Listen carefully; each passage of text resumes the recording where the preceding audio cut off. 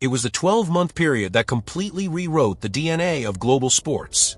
A year so intensely chaotic, so tactically revolutionary, and so deeply filled with off-pitch drama that it permanently divided the history of the beautiful game into two distinct eras, everything that came before and everything that came after. Welcome back to the Football Archive, and today we are stepping into a time machine to break down the most insane year in football history, the year 2009. If you ask any fan in that prime 25 to 45 demographic where they were during this specific calendar year, their eyes will instantly light up with a mixture of awe, nostalgia, and perhaps a bit of lingering trauma. Because 2009 was not just a regular sequence of football matches, it was a massive, high-stakes tectonic shift. It was the year that witnessed the birth of the most dominant club side to ever walk the earth, a tactical revolution that turned a simple game of passing into a terrifying art form of absolute asphyxiation. It was the year of scandalous refereeing decisions that drove entire fan bases into a state of pure, unfiltered madness under the floodlights of London. It was the year that saw the most expensive, earth-shattering transfer window in history, a summer where one man single-handedly built a multi-million-dollar empire of galactic superheroes just to stop a rival dynasty. We saw international heartbreaks, legendary manager rivalries reaching a boiling point, and the definitive coronation of two aliens who would go on to monopolize individual glory for the next generation.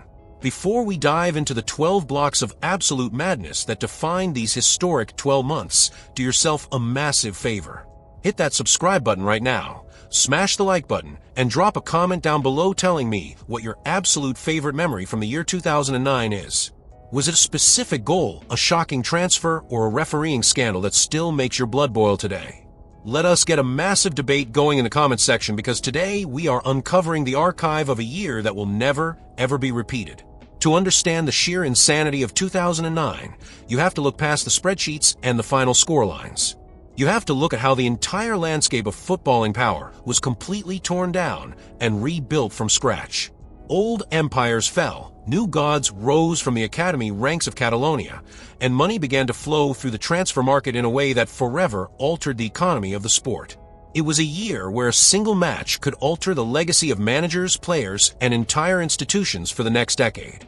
Over the next 11 blocks, we are going chronologically through the absolute peaks of drama, the tactical masterclasses, and the shocking individual moments that made 2009 an unhinged masterpiece of footballing history, before we wrap it all up with a definitive reflection on how those 12 months still dictate the football we watch today. Get ready because our journey begins in the cold winter of 2009, where an unstable, volatile dressing room in Spain was about to explode into absolute greatness under a young, unproven manager who refused to compromise on his vision. To fully comprehend why 2009 stands as an unhinged masterpiece of footballing history, we must travel back to the frosty opening months of that iconic year. The setting is Catalonia, and a young, relatively untested manager named Josep Guardiola was sitting on a ticking time bomb. When he took the reins of Barcelona in the summer of 2008, the locker room was completely fractured, toxic, and weighed down by the fading, late-night lifestyles of legendary superstars like Ronaldinho and Deco. Guardiola famously banished those icons instantly, a ruthless decision that left global pundits questioning his sanity. But as winter rolled into January and February of 2009, the footballing world began to realize that this man was not crazy. He was a mad genius executing a footballing revolution that would permanently break the sport. This was the exact period where the world was introduced to the terrifying perfection of tiki-taka. It was not just a style of play, it was an agonizing form of psychological torture for opponents. Barcelona operated like a high-functioning corporate machine on the pitch, moving the ball with a relentless, geometric precision that made world-class defenders look like helpless children chasing shadows in playground.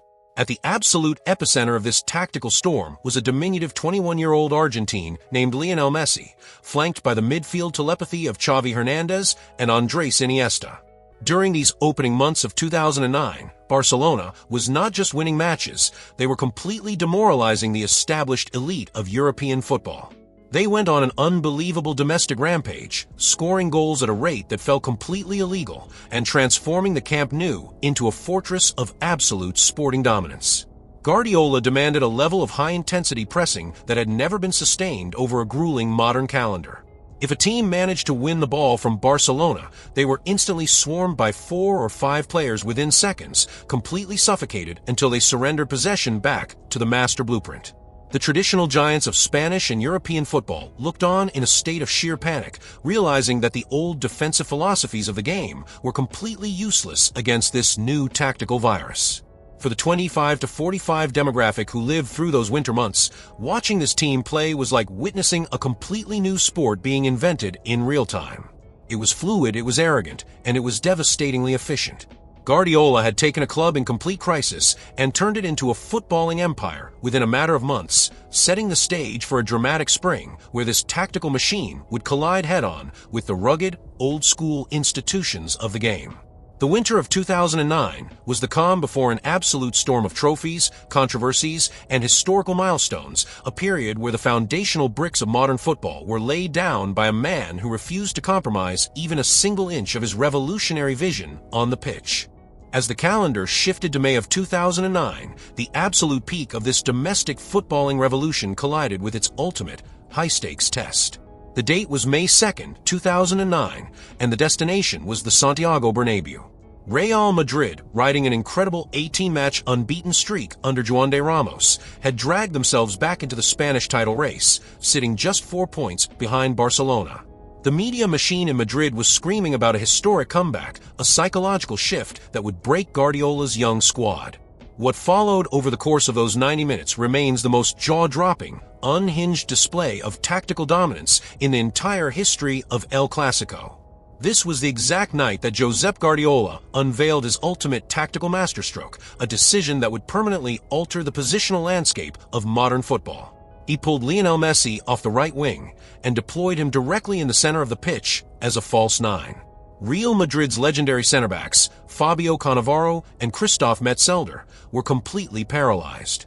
If they stepped up to mark Messi, they left massive, gaping chasms of space for Thierry Henry and Samuel Eto'o to exploit. If they dropped deep, Messi had infinite time and space to turn, slide pinpoint passes, and completely shred the Madrid defense into tiny pieces. Real Madrid actually opened the scoring through Gonzalo Higuaín, sending the stadium into a state of temporary euphoria. But then, the Barcelona storm arrived with a terrifying, industrial ferocity. Thierry Henry equalized with a beautiful, curling finish. Carles Puyol headed home a devastating second, and Lionel Messi slotted past Iker Casillas to make it 3 before halftime. The second half was a complete, unadulterated massacre. Henry scored again, Messi danced through for his second, and Gerard Piqué casually turned in the penalty box to score the 6th, celebrating by pulling his shirt wide in front of a completely silenced, heartbroken Madrid crowd. The final scoreboard read Real Madrid 2, Barcelona 6. It was a footballing execution broadcasted to the entire planet. For the 25 to 45 demographic who watched that match live, the sheer shock of seeing Real Madrid conceded 6 goals on their own sacred ground was a definitive paradigm shift. It was the night the title race was emphatically murdered, and it proved that Barcelona was not just a great football team. They were an unstoppable force of nature that had completely broken the tactical boundaries of the sport, setting up an unforgettable month of May where they would march toward the ultimate European frontier. If the 6-2 demolition of Real Madrid was a masterclass in sporting perfection, what happened just 4 days later in London was a descent into absolute, unhinged theatrical madness. The date was May 6, 2009, and the destination was Stamford Bridge for the UEFA Champions League semi-final second leg between Chelsea and Barcelona. After a tense, goalless draw at the Camp Nou, the stage was set for a brutal war of philosophies. Gus Hiddink Chelsea was a team of battle-hardened, physical monsters, the absolute antithesis of Guardiola's technical artists. From the opening whistle, Chelsea executed their game plan to perfection. Michael Essien scored spectacular, thumping volley from outside the box that rattled the crossbar and flew into the net, sending the London crowd into a state of pure euphoria. Barcelona was completely rattled, unable to find their rhythm, and when Eric Abidal was shown a straight red card in the second half, the Spanish giants looked completely dead and buried. But what followed over the next 30 minutes would permanently cement Norwegian referee Tom Henning Ovribo into footballing infamy. It was a sequence of events so bizarre, so highly controversial, and so statistically improbable that fans still talk about it today with a mixture of rage and disbelief. Chelsea was systematically denied a series of absolute stonewall penalties. First, Florent Malouda was hauled down inside the box, but the referee gave a free kick outside. Then Didier Drogba was blatantly pulled back by Gerard Pique, only for the whistle to remain completely silent. The stadium was boiling over with tension, but the absolute peak of the madness arrived when a Nicolas Anelka flick struck the completely outstretched arm of Pique in plain sight. No penalty. The Chelsea players were losing their minds, screaming in the face of the official, while Guardiola stood on the touchline, looking like a man who knew he was escaping an absolute firing squad. Then came the ultimate twist in the 93rd minute. Barcelona's very first shot on target in the entire match. Lionel Messi squared the ball to the edge of the box, and Andres Iniesta hit a majestic, first-time strike that flew into the top corner past Petr Cech. The Barcelona bench exploded, Guardiola went on a wild sprint down the touchline, and Chelsea was suddenly knocked out on away goals. But the drama was far from over. In the dying seconds, a Michael Ballack shot struck the arm of Samuel Eto'o in the box. Ovribo waved it away yet again, prompting Ballack to chase the referee down the pitch, screaming and flailing his arms in a state of pure, volcanic fury. When the final whistle blew, the pitch turned into an absolute crime scene. Didier Drogba marched directly up to the television cameras, pulling off his shirt, pointing his finger, and screaming his legendary, explicit rant about it being a disgrace. It was a night of pure, unadulterated chaos that shattered the internet, creating a deep, permanent conspiracy theory that UEFA simply did not want an all-English final. It was the most controversial, dramatic, and emotionally exhausting match of the modern era, sending a bloodied, bruised Barcelona into the final while leaving a generation of Chelsea fans completely traumatized by the ultimate footballing heist. Following the volcanic chaos of London, the footballing universe marched directly toward its ultimate destination, a historic clash of empires in the ancient city of Rome. The date was May 27, 2009, and the Stadio Olimpico was hosting a UEFA Champions League final that felt like an absolute mythological battle. This was not just a game, it was a heavy, high-stakes collision between the two undisputed superpowers of the era. On one side stood Josep Guardiola's Barcelona, chasing a historic continental treble. On the other side stood Sir Alex Ferguson's Manchester United, the reigning, defending European champions, riding a legendary 25-match unbeaten streak in the competition and looking to cement themselves as a permanent global dynasty. The individual subplots were staggering, serving as the definitive, ultimate showdown between Cristiano Ronaldo, the current holder of the Ballon d'Or, and Lionel Messi, the young challenger looking to snatch his crown. Manchester United started the match like a house on fire, with Ronaldo unleashing a series of terrifying, long-range free kicks and testing Victor Valdez within the opening minutes. The English giants looked physical, experienced, and completely ready to run over Barcelona's makeshift defensive line. But in the 10th minute, the entire momentum of the footballing world shifted in an instant. Samuel Eto'o received a pass inside the box, casually chopped past Nemanja Vidic, and poked a lethal near-post strike past Edwin van der Sar. The stadium exploded and Barcelona's technical machine instantly clicked into absolute autopilot. For the next hour, Xavi and Iniesta orchestrated a masterclass of geometric possession, completely starving United's star-studded midfield of the ball and turning the final into a slow, agonizing game of rondo. The absolute peak of this historic evening arrived in the 70th minute, producing an image that will remain etched in football archive history forever. Xavi curled a deep, pinpoint cross toward the back post. Lionel Messi, completely unmarked but standing at just 5 feet 7 inches tall, defied the laws of gravity. He leaped high into the Roman sky, hanging in the air above Rio Ferdinand, and guided a majestic, looping header over Van der Sar into the far corner. As the ball hit the back of the net, Messi's right boot flew off his foot, and he ran toward the corner flag, kissing his shoe in a state of pure, unadulterated euphoria. Barcelona won the match 2-0, completing an unprecedented treble and officially conquering the continent.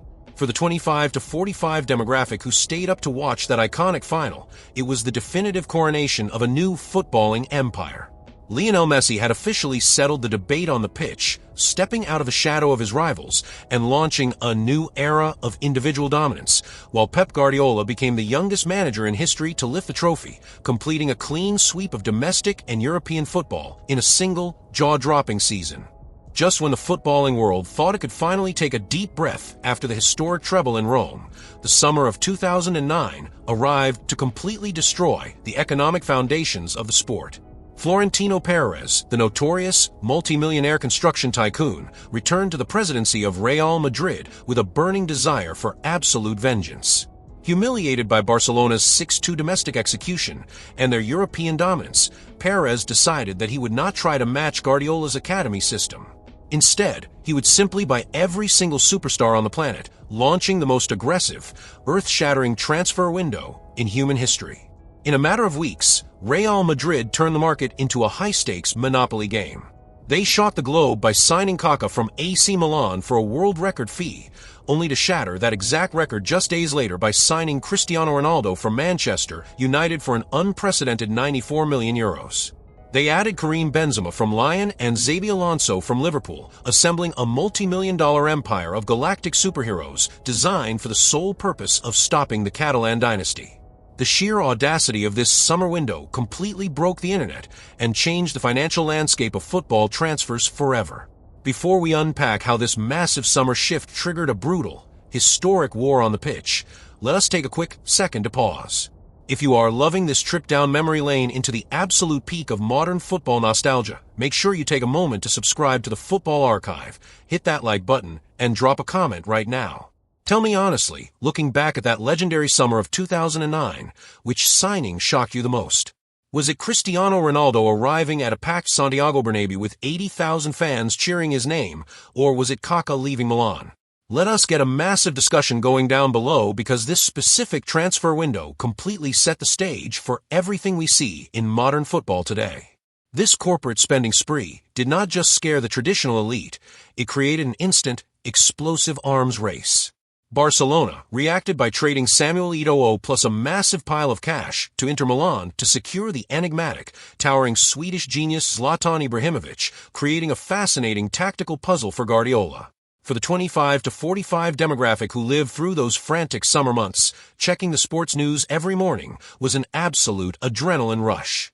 Money was flowing like water, historic club legacies were being traded back and forth, and the entire sport was morphing into a hyper-marketed, ultra-competitive corporate playground, establishing a thrilling, unprecedented paradigm where the upcoming season would become a literal clash of civilizations between the homegrown perfection of Catalonia and the billion-euro glitz of Madrid. With the arrival of autumn in 2009, the hyperinflated spending of the summer transfer window was forced to face the harsh reality of the pitch. The entire sporting world was completely fixated on a single date, November 29, 2009. It was the first El Clasico of the new era, hosted at a packed, atmospheric Camp Nou. The media had built this matchup as the absolute battle of the brands, the homegrown, tactical poetry of Guardiola's treble winners going head-to-head against the billion-euro, newly assembled Galacticos empire of Real Madrid. This was the moment the world had been waiting for. A match that featured the two best players on earth, Lionel Messi and Cristiano Ronaldo, sharing the same patch of grass in their prime club colors. The tactical tension in the stadium was so thick it was almost suffocating. Real Madrid, under the management of Manuel Pellegrini, did not come to sit deep and defend.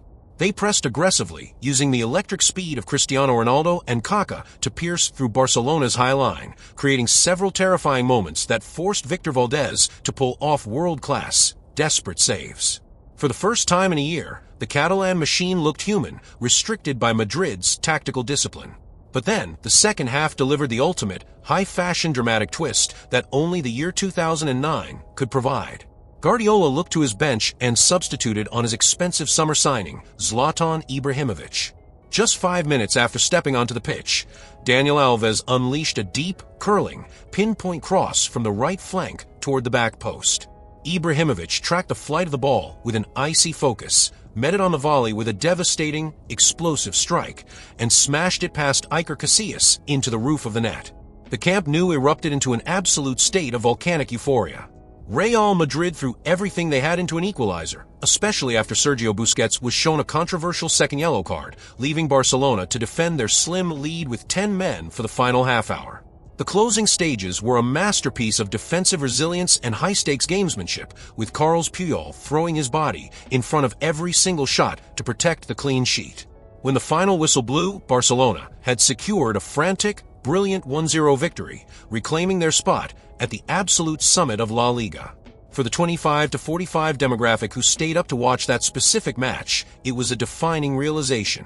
Real Madrid had spent hundreds of millions of euros to close the gap, but Barcelona still possessed an elite, institutional telepathy that could find a way to win under the heaviest pressure imaginable, proving that this new rivalry was going to be a brutal, year-long psychological war where absolutely no quarter would be given. Just when you thought the footballing theater of 2009 had exhausted its capacity for absolute, unhinged controversy, the international stage stepped up to deliver a moment of pure, global sporting villainy. The month was November, and the stakes could not have been any higher. Across the European continent, nations were battling in the brutal, high-pressure environment of the World Cup qualification playoffs, fighting for a ticket to the historic 2010 tournament in South Africa. The definitive epicenter of this international drama was the Stade de France in Paris, where France was hosting a battle-hardened, deeply passionate Republic of Ireland squad. After France had managed to secure a narrow 1-0 victory in Dublin, the Irish team traveled to Paris with an absolute vengeance, playing a brilliant, fearless match that shocked the home crowd. Robbie Keane scored a fantastic, emotional goal in the first half, leveling the aggregate score at 1-1 and sending the match into a grueling, high-anxiety period of extra time. The stadium was suffocatingly tense, with both nations sitting on the absolute edge of a knife. Then, in the 103rd minute, a moment occurred that would permanently fracture the integrity of international football and spark a massive diplomatic incident between two countries. A deep, floating free kick was lofted into the Irish penalty box. Thierry Henry, the legendary French captain and global icon, made a darting run toward the back post. As the ball skipped off the turf and looked destined to fly out of bounds for a goal kick, Henry did the unthinkable. In plain view of the television cameras, but completely hidden from the blind spot of the Swedish referee Martin Hansen, Henry reached out his left hand, controlled the ball, deliberately handled it a second time to keep in play, and then casually squared it with his foot to William Gallas, who headed it into the empty net. The French players celebrated, but the Irish defenders completely lost their minds, swarming the referee in a state of pure, volcanic fury, with goalkeeper Shea Given practically begging the official to check with his linesman. The whistle never blew. The goals stood, and France qualified for the World Cup through an act of absolute, daylight robbery. The immediate fallout from this match was an absolute circus. The media landscape exploded into a state of total outrage, with fans across the globe calling Henry a cheat and a fraud, completely tarnishing his reputation as a classy ambassador of the sport. The Irish government officially demanded a replay from FIFA, and fans launched massive boycotts online. For the 25 to 45 demographic who lived through that legendary night, it was a profound, bittersweet realization about the beautiful game. One of the greatest, most respected forwards of all time had felt the crushing pressure of failure so intensely that he resorted to a blatant handball just to survive, making the autumn of 2009 the definitive period where international football proved that beneath the glorious anthems and the national pride, the sport was still driven by an unhinged, win-at-all-costs desperation. As the curtain began to fall on the final month of this legendary year, the footballing universe gathered in Paris for a moment of absolute, undisputed historical finality. The date was December 1st, 2009, and France football was preparing to hand out the Ballon d'Or. For the past 3 years, the award had been a tense, highly competitive battleground, but during these 12 magical months, the debate had been emphatically settled on the pitch. Lionel Messi, the 22-year-old maestro who had spent the year tearing up defensive lines, embarrassing Real Madrid at the Bernabeu, and flying through the Roman sky to conquer Europe, was officially crowned as the best football player on the planet. What made this specific victory so legendary was not just the fact that he won, but the sheer, unprecedented scale of his mathematical dominance. In the history of the award, voting fields had often been tight, decided by a handful of points between elite peers.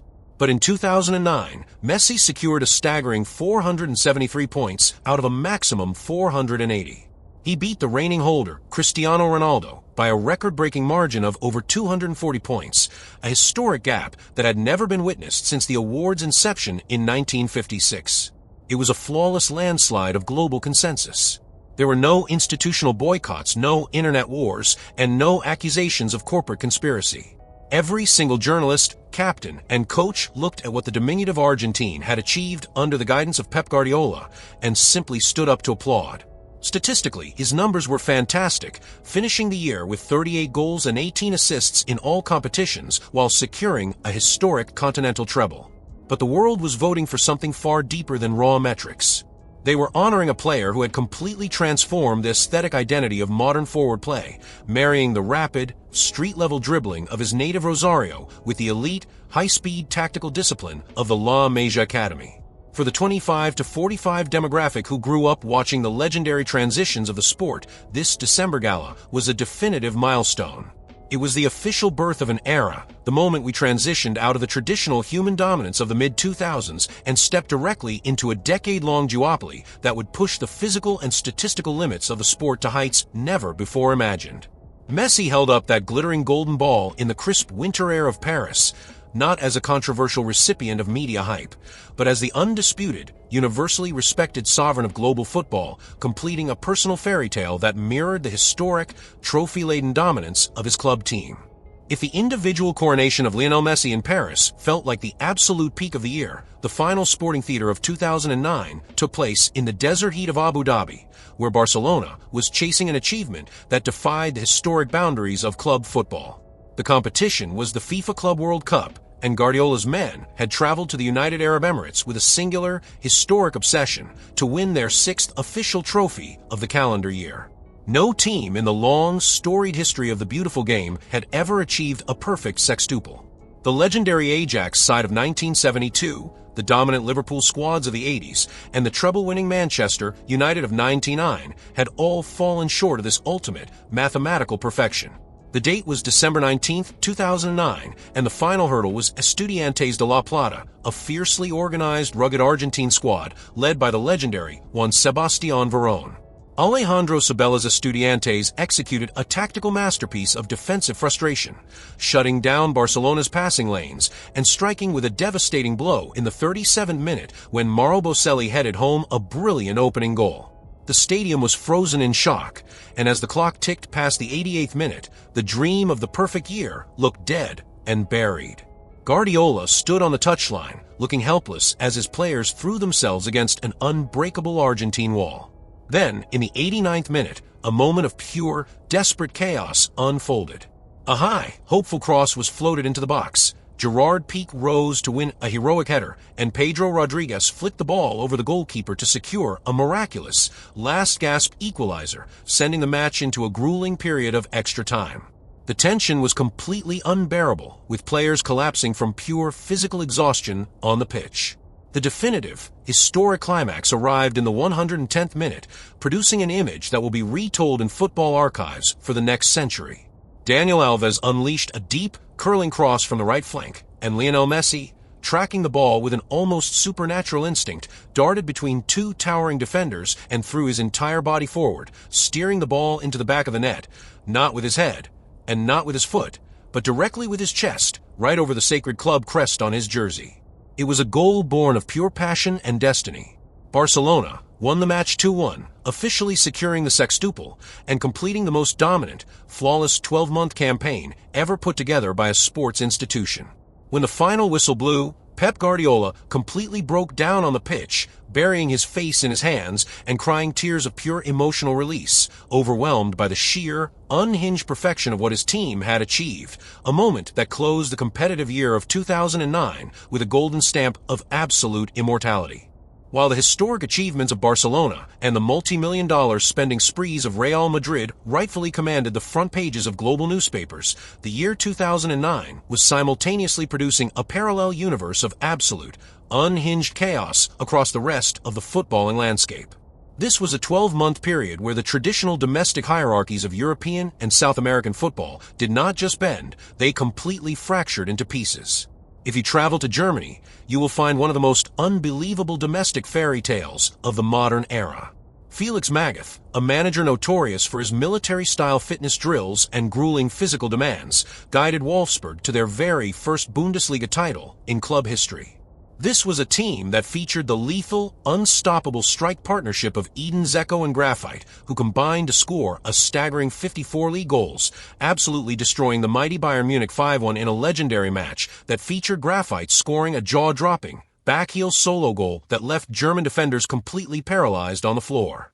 Meanwhile, in France, the long-standing, 7-year dynamic empire of Lyon was emphatically overthrown by Bordeaux, managed by the elegant Laurent Blanc, and driven on the pitch by the breathtaking, Zidane-like creativity of a young Yoann Gourcuff. Crossing the Atlantic Ocean over to South America, the domestic landscapes were experiencing an identical wave of pure, unpredictable madness. In Brazil, Flamengo executed a miraculous, late-season surge to capture the Brasileiro title on the final day, led by the emotional return of Adriano the Emperor, who had walked away from the heavy pressures of European football to find his peace and his goal-scoring touch in the favelas of Rio de Janeiro. In Argentina, the tiny, modest institution of Banfield shocked the nation by winning the Apertura tournament, securing the first top-flight title in their 113-year history under the guidance of Julio Cesar Falcioni and a teenager named James Rodriguez. Even back in England, the Premier League was experiencing a wild, chaotic shift as the newly rich Manchester City, fueled by their recent Middle Eastern takeover, began to aggressively flex their financial muscles, controversially signing Carlos Tevez directly from their bitter rivals Manchester United, a move that prompted the infamous, towering blue billboard in the center of the city, reading, "Welcome to Manchester." This provocative action drove Sir Alex Ferguson into a state of pure fury, causing him to publicly dismiss City as nothing more than noisy neighbors. For the 25 to 45 demographic who lived through these frantic 12 months, this global explosion of unpredictable results proved that the year 2009 was operating on a completely unique spiritual wavelength, a period where the established rules of footballing stability were totally discarded, allowing underdogs to dream, forgotten heroes to find redemption, and new financial powers to permanently alter the competitive ecosystem of the sport. We have traveled through an absolutely breathless 12-month calendar, witnessing the tactical birth of a footballing empire, the financial restructuring of the global market, international robberies under the lights of Paris, and underdogs capturing immortality across the globe. When we look back at the historical archive of 2009, we realize that this was not merely a random sequence of thrilling matches. It was the definitive blueprint for the entire modern footballing industry we consume today. Every single development that currently dominates our social media feeds, our television screens, and our weekend conversations can trace its lineage directly back to this chaotic, revolutionary year. It was the 12-month period that taught us how a single tactical vision could compress space and completely paralyze the competitive balance of sport. It showed us that the transfer market could be used as an aggressive, multi-million-dollar tool of institutional warfare, and it proved that individual player rivalries could grow so massive that they could completely overshadow the collective nature of the clubs themselves. 2009 took the beautiful game and turned it from a traditional sport into a global, hyper-marketed cinematic spectacle that we simply cannot look away from. Before we officially lock away this incredible chapter in the archives of history, do yourself a massive favor one last time. Hit that subscribe button right now, smash the like button with maximum power, and leave your definitive closing thoughts in the comments section down below. Looking at the entire historical timeline we just broke down, do you agree that 2009 is the single most insane, influential year in the history of football, or is there another era that you believe holds the true crown of absolute chaos? Let us get an absolute war going in the comments section below, because this debate is far from over.